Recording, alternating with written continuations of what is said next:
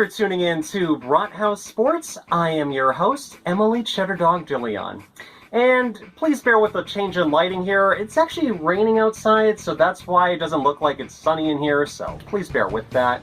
Despite the aggressive offseason the Browns had, there are still some free agents who have still yet not been signed with NFL teams. Kareem Hunt, John Johnson III, and Jadeveon Clowney are still free agents as of July 4th. These are all notable veterans, and it shouldn't surprise anyone that they are holding out to sign up with a new team. Beyond the trio, Dawand Jones, Troy Hill, Chris Hubbard, Ronnie Harrison, Joe Haig, Tanner Viejo, Andy Lee, Stephen Weatherly, Carl Davis, Rashard Higgins, the amazing Carl Nassib, Dontrell Hilliard, Vincent Taylor, Isaac Rochelle, Terrence Mitchell, Tyler Davidson, and so many others are on the chopping block. A total of 29 people. Dawand Dummy Thick Big Thanos Jones has yet to do a snap in training camp, but allegedly he's coming along well according to O-line coach Scott Peters. It sounds like Jones is getting a positive opinions despite being a rookie. Peters says Dawand, he's coming along. I mean, he's a rookie, so he's got a lot to learn, and I think learning our system. But he's made some strides there, so it's going to be a process for him. Because like any rookie, it's tough, but he's a big, powerful man. If we can get him on track, I think it'll be a great thing for us. A former Browns center has become the new NFLPA president. The Poet NFL, J.C. Tretter, announced they have a new executive director in Lloyd Howell, a businessman who was the chief financial officer. Tretter was involved in the search for the new ED, not the acronym for erectile dysfunction, nor my initials, which is unintentional by the way, but he was assisted to find someone for this role with the Browns players Alex Mack and Jason McCourty. Howell will become the NFLPA's fourth ED in history and will help with their legal strategies to combat potential unfair NFL policies. Lloyd Howell will inherit the 2020 collective bargaining agreement for the next 7 seasons. The Ginger Hammer, Roger Goodell, released a statement to congratulate the new ED. Viagra helps guys with ED get and keep an erection.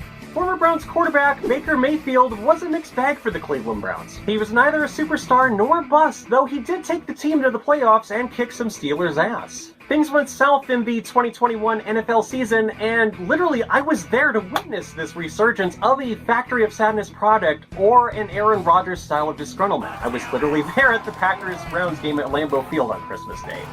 Just a little fact since we already have an earlier YouTube video there. Anyways, now with the Tampa Bay Buccaneers, Baker reflected on this experience and said that at the end of 2021, he was having the first time he had fun playing the game in quite a while with the Bucs and the Rams. According to Josh Hill, it brought that feeling of having that success and really remembering what it was all about. Kind of a reset button for me. Mayfield was signed with the Carolina Panthers in 2022 before being released, and then 2 days later going to the LA Rams at that point in time. The rumors around DeAndre Hopkins just can't stop changing. According to Mary Kay Cabot 92.3 The Fan serving the Cleveland area, I'm telling you they aren't on DeAndre Hopkins. You can take it to the bank. Reports aren't already put to bed yet, and that there is already an injury that has been reported to the position. So far, it could be unlikely that D-Hop will go to Cleveland, but at the same time too, it was around this time that there were reports 14 years ago that Brett Favre wouldn't go to the Minnesota Vikings, only for him to sign there around mid-2009. I know this because I actually reported on this on my old YouTube channel at that time, and I was quite literally 13 years old by that point. In shocking and unforgettable sports is that Brett Favre is officially retired, and I'm not kidding. I hope you remember in episode 2 was that he signed with the Vikings. Seems like it will never happen.